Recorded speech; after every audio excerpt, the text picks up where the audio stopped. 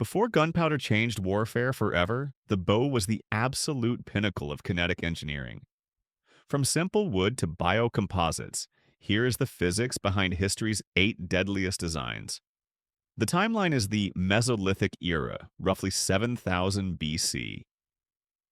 This is the Holmegaard.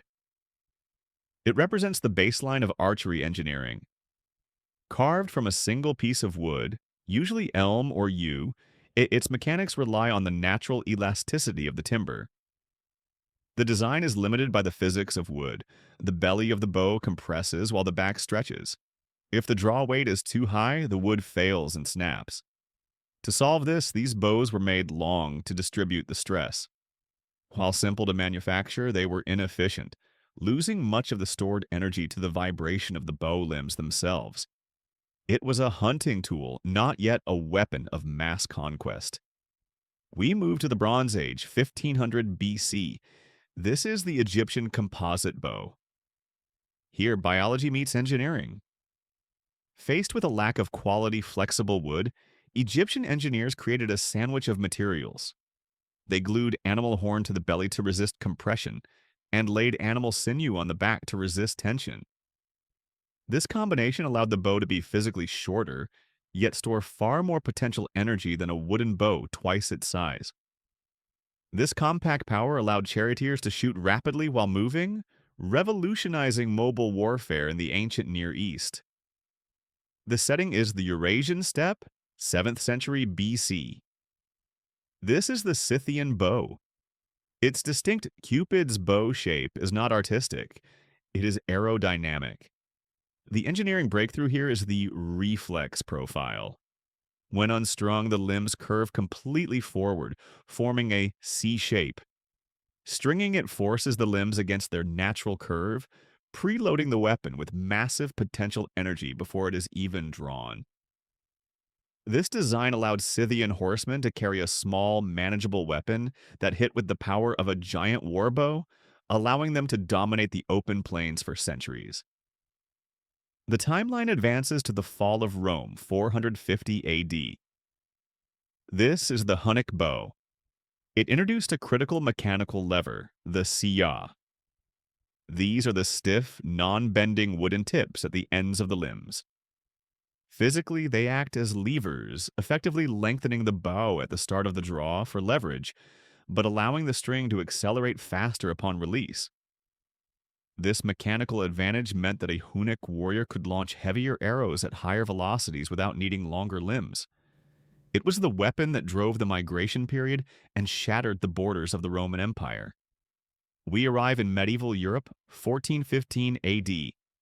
This is the English Longbow. It is a return to the self-bow concept, but engineered for brute force. Made from slow-growing yew wood, it utilizes the sapwood for tension and the heartwood for compression naturally. The defining feature is not technology, but scale. With draw weights exceeding 150 pounds, these were artillery pieces, not hunting tools. The physics is simple. Mass equals force. It launched heavy, armor-piercing bodkin arrows that retained kinetic energy over long distances, devastating French knights at Agincourt. However, it required a lifetime of skeletal deformation to master. We travel to feudal Japan. This is the Yumi. It stands as the giant of archery, exceeding 2 meters in height. Its engineering is defined by asymmetry. The grip is located not in the center, but in the lower third of the bow. This design was a necessary adaptation for mounted samurai, allowing them to switch sides on horseback without the bottom limb hitting the saddle. Structurally, it is a laminate of bamboo and wood. The tall upper limb creates a large vibration arc, dampening the hand shock, allowing for the meditative, precise shooting style known today as Kyudo. The timeline is the 16th century Ottoman Empire. This is the Turkish Flight Bow. It represents the absolute peak of bio-composite efficiency. It is incredibly short, highly reflexed, and engineered for one purpose: velocity. The limbs are thin and wide, reducing their mass to almost nothing.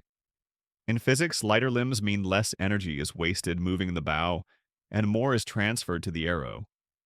Combined with a thumb ring release and a shorter draw, these bows could shoot light arrows over 800 meters, a record that remained unbroken until the invention of modern carbon fiber. We conclude with the Qing dynasty, 17th century China. This is the Manchu Bow. It is the leviathan of composite bows. Unlike the speedy Ottoman bow, the Manchu bow features massive, long siyas and a thick body. It was engineered to solve a specific problem: gunpowder. As soldiers began wearing thicker protection to counter early firearms, light arrows became useless. The Manchu bow was designed to launch massive, heavy arrows with high momentum. It didn't rely on speed, it relied on a heavy impact punch to knock down or penetrate armored targets, serving as the final evolution of the warbow before rifles took over.